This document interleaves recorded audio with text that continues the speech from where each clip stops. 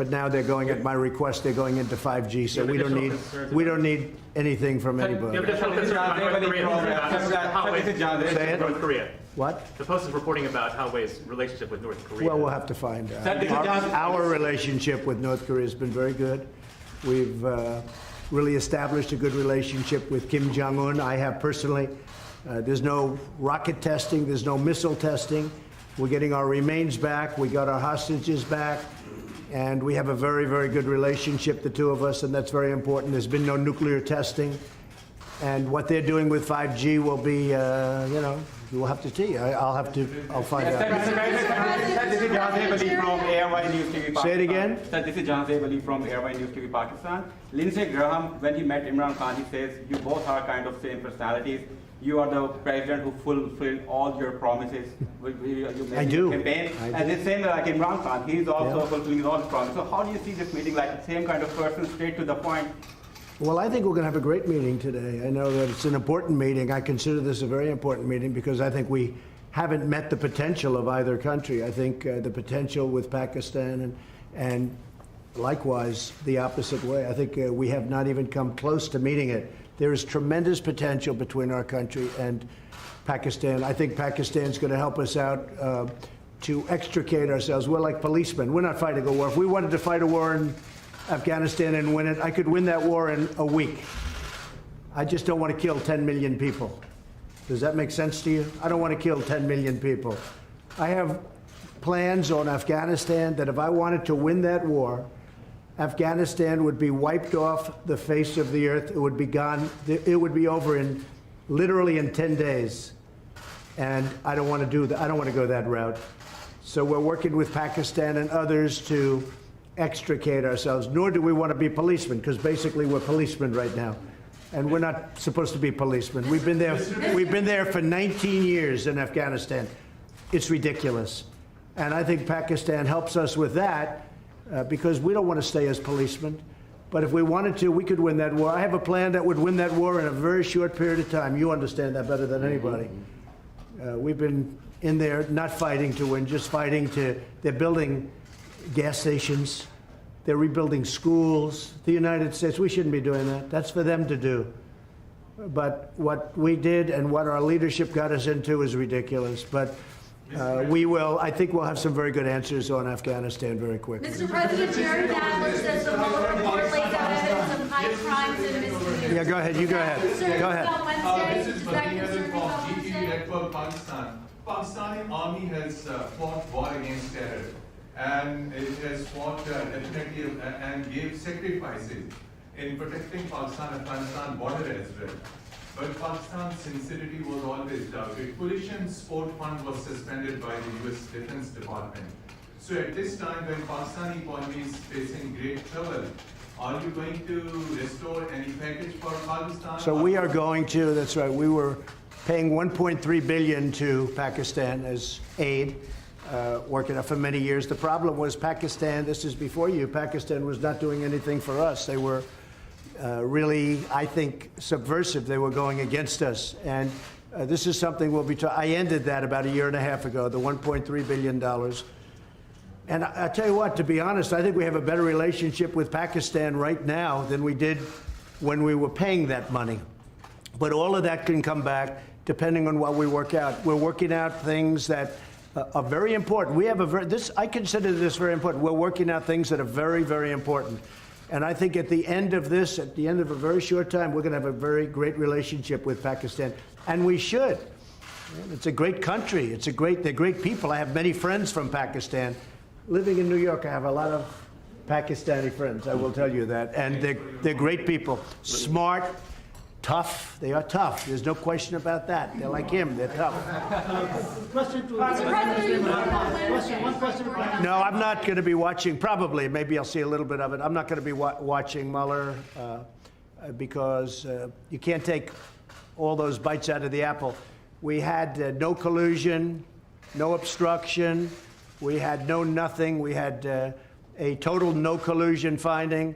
The Democrats were devastated by it. They went crazy. They've gone off the deep end. They're not doing anything. They're not doing health care.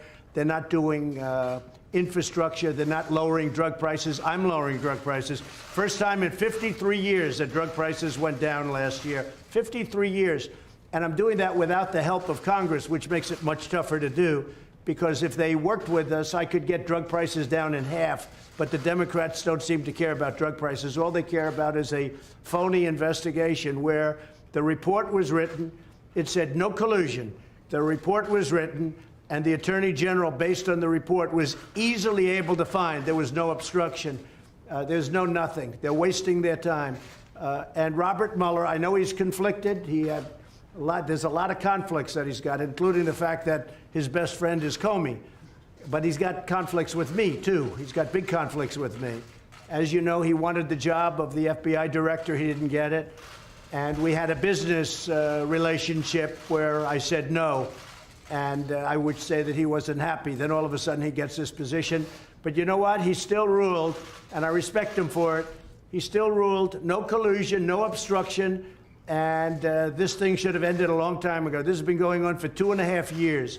And we're never going to allow this to happen to another president again, because most of them wouldn't be able to take it. On top of everything else, we have the strongest economy. We were just discussing this with the Prime Minister. We have the strongest economy that the United States has ever had. We have the highest stock market yesterday, literally, the highest stock market we've ever had on Friday, Thursday.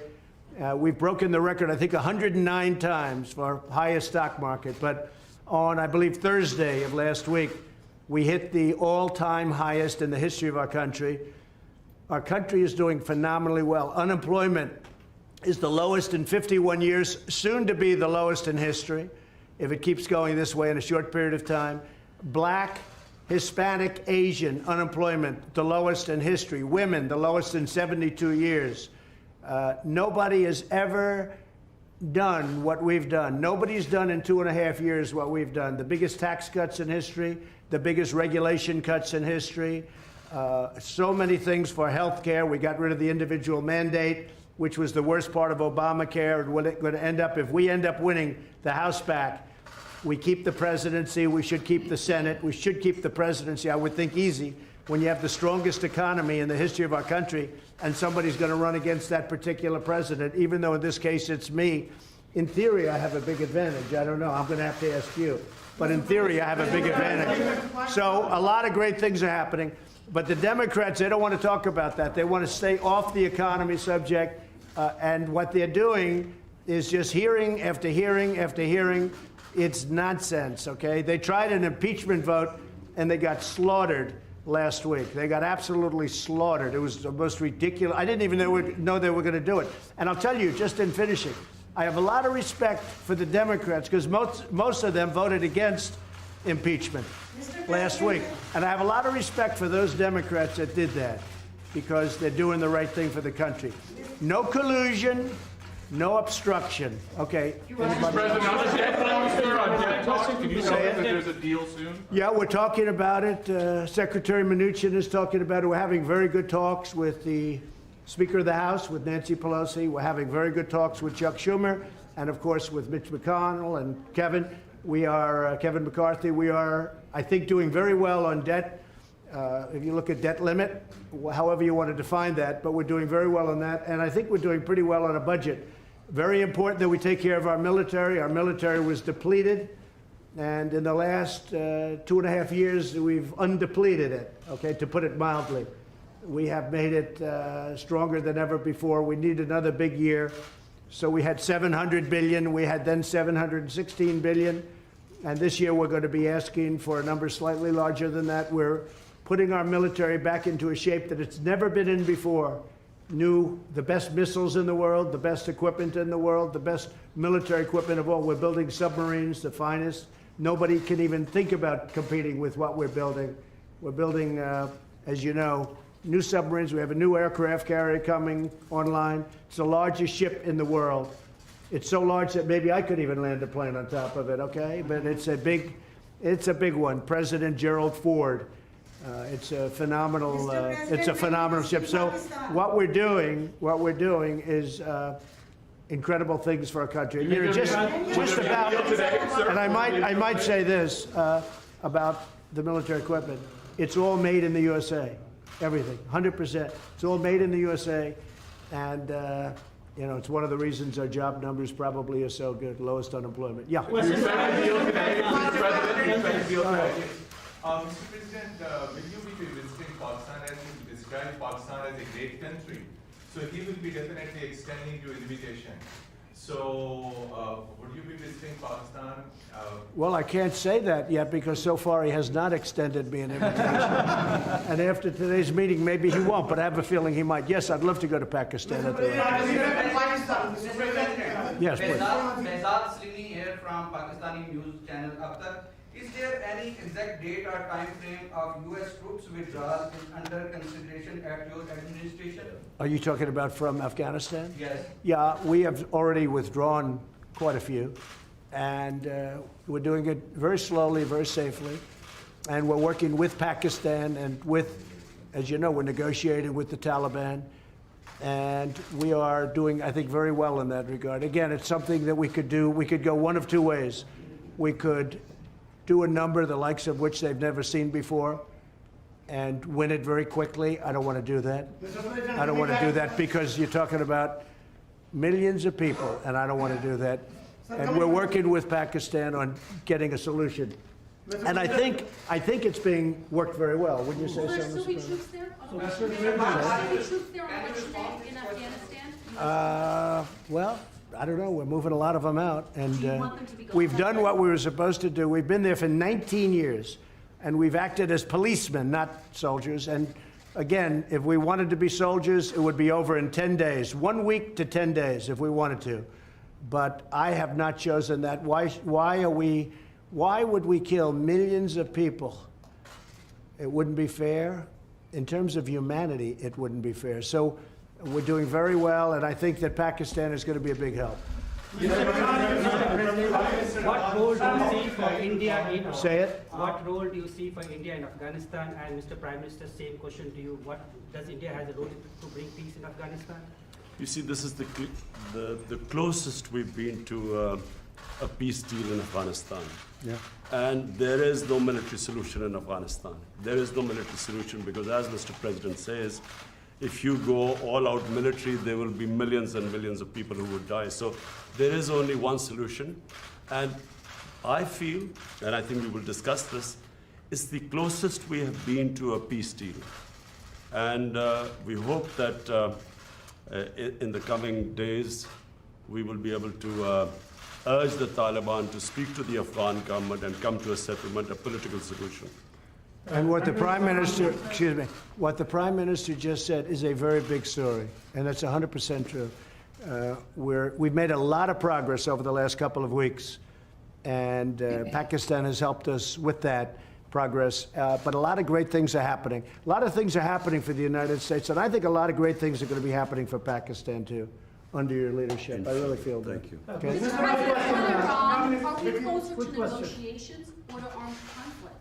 I think Iran doesn't know where they are. I've been watching and reading a lot of reports, and right now they're a very mixed up country. They don't know whether they're coming or going. They have tremendous problems economically. Their country's in turmoil. They're having demonstrations all over Iran. Their inflation rate's at 75%. They have a lot of problems. So whatever it is, it is. I'm just going to sit back and wait. Let's see what happens. But I will say they are doing very poorly as a country, and we'll see what happens. We did actually, because they said no, and you know, it's a religious country or religious leaders, but they lie a lot. We did shoot down. Unfortunately, we had to shoot down a drone. The drone came down. You know how it came down, with a new technology that's actually quite amazing. But we took down one of their drones. Instead of saying, yeah, that happened, they lie. They say it didn't happen. So we have, there's a lot of proof. It's called, take a look at it on the ocean floor. Just go down there, take your scuba gear and go down there in the, one of you would do that, I know. But we took down a drone. I think very importantly, I read a report today about CIA. That's totally a false story. That's another lie. They put out propaganda. They put out lies. I don't think Pakistan would ever do a thing like that, right? Definitely not. Pakistan never lies. Definitely not. But Iran does, unfortunately. So Let's see what happens with Iran. We are ready for the absolute worst, and we're ready for sense too. But we are very geared up, and if they are really the #1 state of terror in the world. Now, I have to say they've pulled back because their money is running very low. The deal that President Obama made was a disaster because it was such a short term. It didn't cover ballistic missiles, and they couldn't see the important sites. Under this, you couldn't inspect the important sites. There were many things wrong. And of course, they gave $150 billion plus $1.8 billion in green, beautiful cash. That's called many plane loads of cash. I think Pakistan would like to have some of that cash. But they gave $1.8 billion in cash, which is unthinkable. And instead of being respectful and thankful, which frankly they should have been to the United States and to President Obama for making that ridiculous deal, instead of being respectful, they put their finger up in the air, and this finger, the thumb, they put their finger up in the air and they disrespected the United States. They shouldn't have done that. That was a big mistake. One of the best things I've done is terminate that ridiculous deal. If they want to make a deal, frankly, it's getting harder for me to want to make a deal with Iran because they behave very badly. They're saying bad things, and I'll tell you, it could go either way very easily, very easily. And I'm okay either way it goes. Mr. Yeah, go ahead. Are you from Pakistan? Yeah, I'm from Pakistan. Good. I want a couple of Pakistani reporters. Yeah. I like them much better than our reporters. Question, 92 News, Khurram Shahzad. Question is, what do you think Pakistan could not deliver in 18 years, and you have so much hope now that it could deliver? What are those things that Pakistan? You mean what they didn't do to end the war? 18 years. Well, I don't think Pakistan. Look, I don't think Pakistan respected the United States. I don't think Pakistan respected its presidents. And I think Pakistan could have done a lot. I think Pakistan can do a tremendous amount with respect to Afghanistan. They didn't do it, and I don't blame them because they were dealing with the wrong president. Who knows? But I think Pakistan could have done. They're helping us a lot now. I think they could have helped us a lot in the past, but it doesn't matter. We have a new leader. He's going to be a great leader of Pakistan. And we have a new leader here, sort of new. I'm 2.5 years now, getting to be 3 years. Can you believe it? You're going to find time flies. But no, I think Pakistan could have done a lot, but they chose not to. And that's because they did not respect U.S. leadership. That's all. Well, I'll let you know that very quickly. I'll let you know. I mean, I'm going to know soon. It's not going to be like a long-term thing. I figure things out very quickly. So the question was, that's probably the best question you've asked in a long time. First time, she's always asking Mueller. She's been asking this Mueller thing for 3 years. It's your best question. So I have to focus on that because that's such a great question. I think Pakistan is going to do a lot. I really do. I think Pakistan is going to make a big difference. I think Pakistan will save millions of lives in Afghanistan because I really believe they have a power that other nations don't have with respect to Afghanistan. And I will say, as of this moment, they're working very hard and very nicely. Mr. President, even you and video of protesters in Hong Kong and these ongoing protests being beaten by gangs and potentially the Hong Kong and Chinese governments sort of looking the other way, allowing these peaceful protesters to be beaten. Have you seen any of that footage? Have you been briefed on any of that? Do you have Well, I have, and Beijing and China. you know, I know President Xi. We're working on trade deals right now. We'll see what happens. Meantime, they're paying us billions and billions of dollars of tariffs, which is fine with me. But I know that they're working. I know that's a very important situation for President Xi. And you know, you could say what you said, but you could also say that he has allowed that to go on for a long time, and you know, it's been relatively. I think it's been relatively nonviolent. Do you believe that protesters should be allowed to protest on the streets in Hong Kong as they've been doing? Well, they are. I mean, they are. I don't think China has stopped them. China could stop them if they wanted. I think that, again, I'm not involved in it very much, but I think President Xi of China has acted responsibly, very responsibly. They've been out there protesting for a long time. I've never seen protests like it where you have that many people. It looks like 2 million people. Those are big protests. But I think that I hope that President Xi will do the right thing, but it has been going on a long time. There's no question about Mr. it. President, even your critics. Anybody want to take a question? Imran, Prime Minister again, Dhanawali from Airway News. Over here, first. Mr. Prime Minister, Mr. President made good remarks about Pakistan and said that Pakistan can help a lot to end the violence in Afghanistan. The dialogue process and reconciliation process. So what really Pakistan can do to bring peace, because you are also accompanied by your military commander, General Bajwa, and other security team. So what solution Pakistan, what strategy paper you have to push forward the peace and reconciliation process in Afghanistan and assurances to the US? Yes. Well, number one, this is the longest war that the United States has ever fought. It's almost 19 years. Number two, I am one of those who always believed that there was no military solution.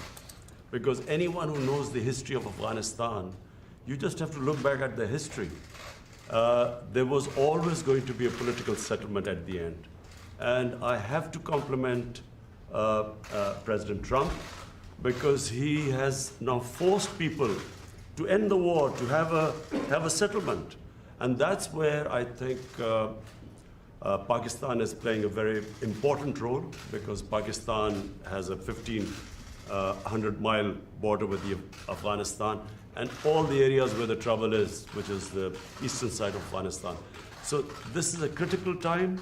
I'm looking forward to my talks with President Trump. We have our military leadership here, because this is obviously a security situation. And what we want is understanding between the two countries. I can assure President Trump that whatever we will be saying will be the apps. We will be straight with them. There will never be any question of any doubt on Pakistan's intent, because apart from Afghanistan, the country that wants peace in Afghanistan more than any other country is Pakistan, because we get directly affected by it. And Pakistan needs stability. We have had 15 years of fighting this war on terror, over 70,000 Pakistani casualties, over $150 billion lost to the economy. So we desperately want peace. And I'm happy that President Trump has pushed this forward. So we hope, I'm looking forward to these talks. Prime Minister, can you... Prime Minister, and apart from Afghanistan, there is another security threat in South Asia, and that is Kashmir dispute unresolved even by the United Nations and even by the US, who voted in support of that resolution in the UN. Now, are you going to make any kind of submission and intervention of President Trump? And the same question to Mr. President Trump. Is he going to play any role in that? Okay, he's got it. I've got a question. I will be asking President Trump. It's the most powerful country in the world, the United States. It can play the most important role in bringing peace in the subcontinent. You know, there are over a billion and a quarter people in the subcontinent.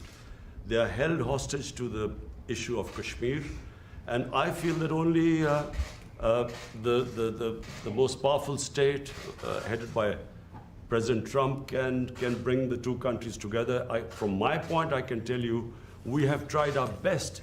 We've made all overtures to India to start dialogue, resolve our differences through dialogue. But unfortunately, we haven't made headways as yet. But I'm hoping that President Trump would push this process. So I was with Prime Minister Modi 2 weeks ago, and we talked about this subject. And he actually said, "Would you like to be a mediator or arbitrator?" I said, "Where?" He said, "Kashmir," because this has been going on for many, many years.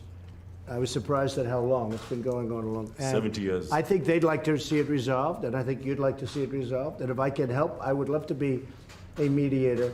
It shouldn't be, I mean, it's impossible to believe two incredible countries that are very, very smart, with very smart leadership, can't solve a problem like that. But if you would want me to mediate or arbitrate, I would be willing to do that.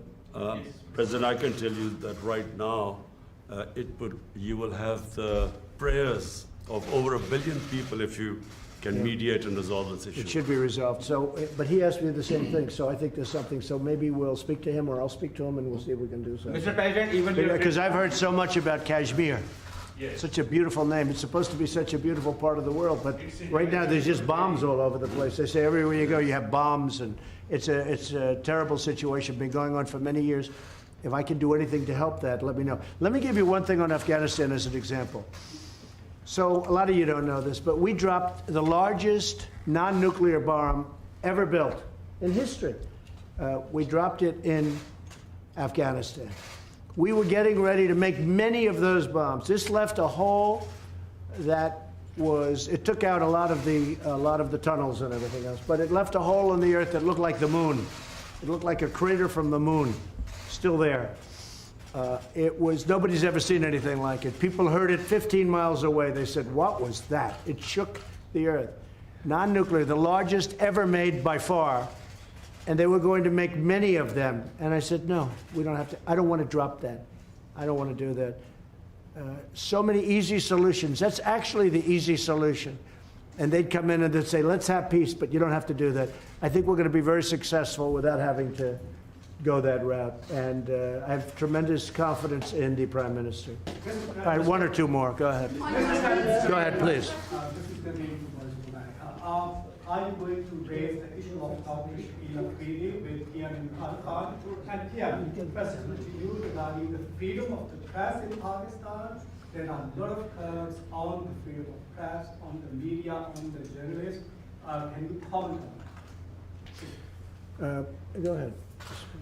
Pakistan press, to call Pakistan press as if there are curbs on it. Pakistan has one of the freest presses in the world. All you have to do is, since I've been the Prime Minister in the last 10 months, I mean, the criticism I have received from my own press, unprecedented.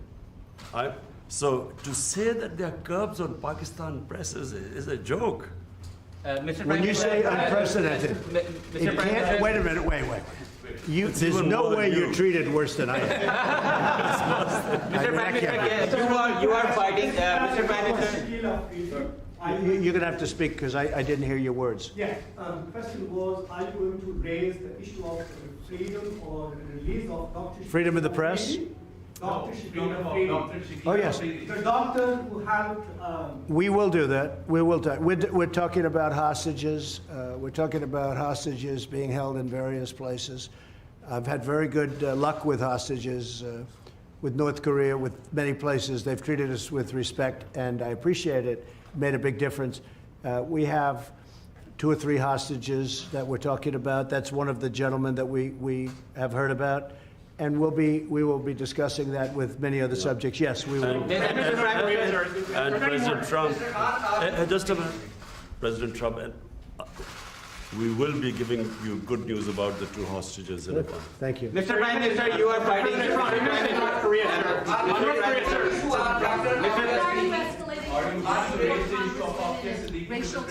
I'll tell it in a second. Go ahead. Ask it again. On your tweets, why are you escalating your feud with the 4 congresswomen and racial tensions in Syria? Well, I think they're very bad for our country. I really think they must hate our country.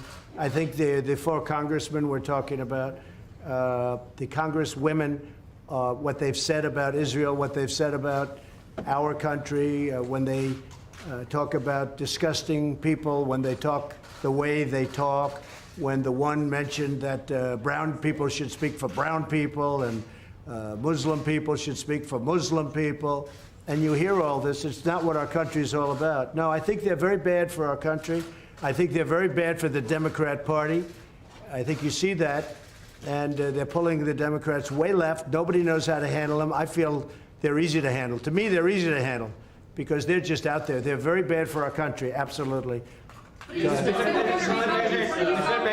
I don't think, no racial tension. No, there's no racial tension. Look, I had my best numbers recently, and it's because of the economy and what I've done for the African American. When you look at the African Americans are doing better than they've ever done in our country. We're creating numbers. Look at the poverty numbers. Look at so many different, look at the unemployment numbers, the best they've ever had. No, we have fantastic relationships with the African American community. I think you'll see that. Certainly, you're going to see that in 2020. I believe. Mr. President, even your critics say that you are going to win the 2020 elections, and you are obviously very confident about that. Same thing with Imran Khan. Sir, you are also having a big war against corruption in Pakistan. So can you just give us a little comment on that? Well, I think he's going to win, and I think what's going to happen, of course, he's got a little ways to wait. But I'll go over, I'm going to campaign for you. I'm going to help him win this campaign. Sir, can you, sir, war against corruption, can you please comment on that? Ali Imran, representing Associated Press of Pakistan. Prime Minister Imran Khan has said that Pakistan is looking for trade and economic relationships and investment in Pakistan. Are you willing to do that? Yes. Because many experts say that economic prosperity is the best antidote to extremism and militancy. I agree, and I think that's very true, and it's actually a very good question. The answer is yes. I see great trade with Pakistan, and I'm not talking about a little bit more. I'm talking about we could go 10 and even 20 times what we're doing right now. You know, Pakistan's a big country. It's actually a very big country, and they have tremendous product. They make great product. They make tremendous. I bought from Pakistan over the years when I was in the private sector. They make incredible product. They're brilliant people. They're hardworking people. I think we're going to have a fantastic trade relationship. I don't mean we'll increase it by 20%. I mean, I think we can quadruple it. I think you could go, I mean, literally, it sounds great. You could go 10 times more. You could go 20 times more. Because what we do right now is not much, and we should do a lot. So I think that's going to be, and I also do agree that that has so much to do with great peace. Having a great trading relationship has so much to do with peace and extremism in this case. I think it can have so I expect that we will, within a very short period of time, start having very significant trade with Pakistan. Sure, are there any working level talks with North Korea scheduled at this point since you met with Kim Jong-un? No, we just have a very good relationship, and probably they would like to meet, and we'll see what happens. There was a little correspondence recently, very positive correspondence with North Korea. Between you or Again, there's no nuclear testing, there's no missile testing, there's no nothing. I think we will, at a certain point, when they're ready, we'll be ready. Good question, Mr. President. Good question on India. One question, please. Go ahead. One question, please. From Pakistan. Will you raise the voice for Dr. Afia Siddiqui? Well, there'll be things discussed, so that would be for afterwards. We'll discuss things. We'll be discussing it. Mr. President, good question on India. Pakistan, one of the provinces of Pakistan, Balochistan, where India is sending non-state actors to destabilize, and the people from there are going to Europe and other places, and they're getting refuged, getting asylum in India, which is actually an indication that India is helping those non-state actors to infiltrate in Pakistan and they created that. And one of the guys Pakistan is holding, which was leading the network.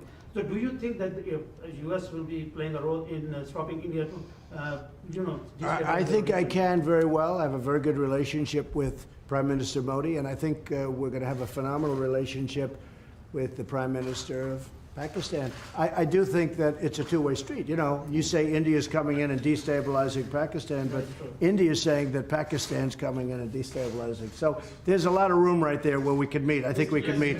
You had a question on Puerto Rico? Right now. One question. Did he step down?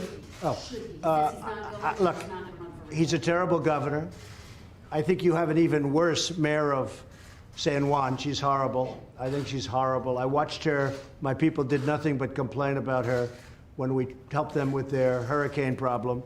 The mayor of San Juan, Puerto Rico, is a horror show. She's incompetent, grossly incompetent.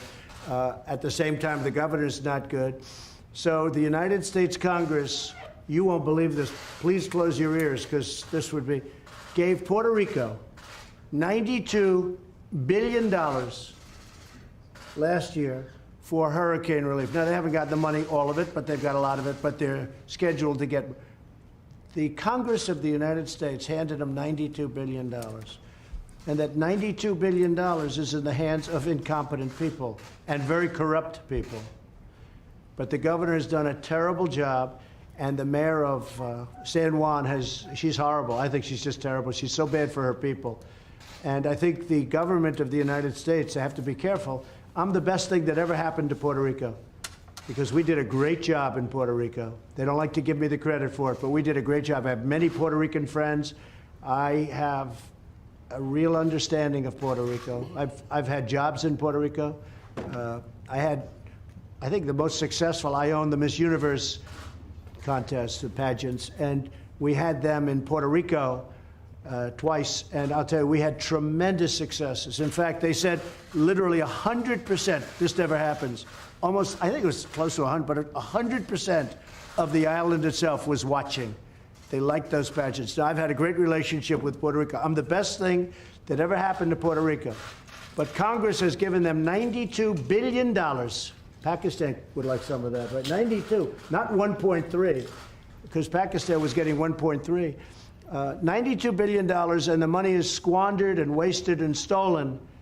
And I'll tell you what, the senators are not happy about it, and Congress is not happy about it, because you really do. You have incompetent, totally, grossly incompetent leadership at the top of Puerto Rico. The people of Puerto Rico are great.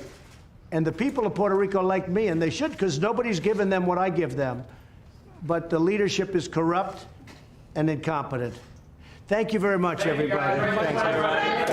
Thank you, guys. Let's go.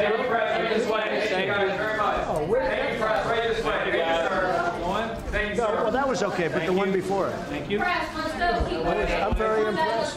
Thank you, press. Right this way, guys. Thank you, everybody. Thank you, everybody. Thank you, press. Right this way, guys. Thank you. Press, let's go. We're finished. Press, we're leaving now. Thank you, sir.